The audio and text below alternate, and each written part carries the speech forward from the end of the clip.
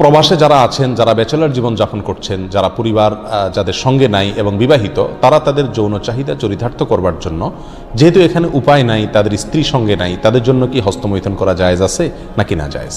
কোরআনে কারীমে আল্লাহ সুবহানাহু ওয়া তাআলা বলেছেন, ওয়াল্লাযীনা হুম লিফুরুজিহিম হাফিজুন ইল্লা আলা আজওয়াজিহিম আও মা মালাকাত আইমানুহুম ফাইন্নাহুম গায়রু মালুমিন ওয়া ফামান ইবতাগা ওয়ারাআ যালিক ফাউলাইকা হুমুল আদুন। তিনটি আয়াত আল্লাহ তাআলা বলেছেন, কৃতদাসী এবং নিজের স্ত্রী, এই দুই শ্রেণী ছাড়া, এই দুটি ক্ষেত্র ছাড়া অন্য কোনো জায়গা যাদের লজ্জাস্থানকে তারা ব্যবহার করে না, সেই সমস্ত লোকেরা সফল মুমিন, তারা সার্থক মুমিন।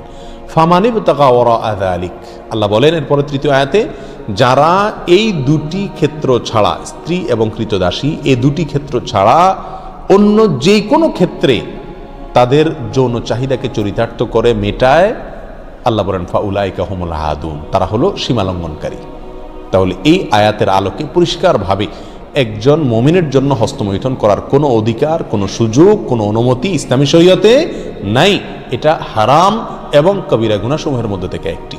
যারা প্রবাসে আছেন, এমন কোনো দেশে যদি থাকেন যেই দেশে তিনি তার যৌন চাহিদা না মেটালে নিশ্চিতভাবে গুনাহে লিপ্ত হয়ে যাবেন, জেনায় লিপ্ত হবেন, কারণ সেখানে জেনার অবাধ সুযোগ রয়েছে, এরকম যদি পরিস্থিতি হয় তাহলে নিজেকে রক্ষা করবার জন্য, অর্থাৎ বড় অপরাধ থেকে অপেক্ষাকৃত কম বড় অপরাধ যেটা, সেটাই তিনি লিপ্ত হতে পারেন, অর্থাৎ হস্তমৈথুন করতে পারেন। এটা কোনো ওলামা ইকরামের মত। অবশ্য অন্য ওলামা ইকরাম বলেছেন সর্বাবস্থায় হস্তমৈথুন করা কি হারাম। এই জন্য প্রবাসে যারা আছেন তাদের উচিত এই অপরাধ থেকে বেঁচে থাকা। বিশেষ করে মধ্যপ্রাচ্যে, আরব দেশে, সৌদি আরব সহ যে সমস্ত দেশে আলহামদুলিল্লাহ আল্লাহ সুবহানাহু ওয়া তাআলা পরিবেশ এখনো পর্যন্ত ভালো রেখেছেন, এখানে মানুষ চাইলেই জেনা করার সুযোগ নাই। অতএব এখানে এই সমস্ত দেশে যারা বসবাস করছেন তারা এই অজুহাতে হস্তমৈথুন করলে তাদের জন্য জায়েজ হবে না, এটা গুনাহ হবে, আখিরাত নষ্ট হবে, স্বাস্থ্যের জন্য যেহেতু ক্ষতিকর, সেই জন্য এটা শরীয়তে আরও বেশি কঠোরভাবে নিষিদ্ধ। এর জন্য সবর করতে হবে। নবী আলাইহিস সালাম বলেছেন, মান ইসতাতাআ মিনকুমুল বাআতা ফালিয়াতাযাওয়াজ, কার যদি সাধ্য থাকে সে নিজের চরিত্রকে হেফাজত করার জন্য বিয়ে শাদী করে।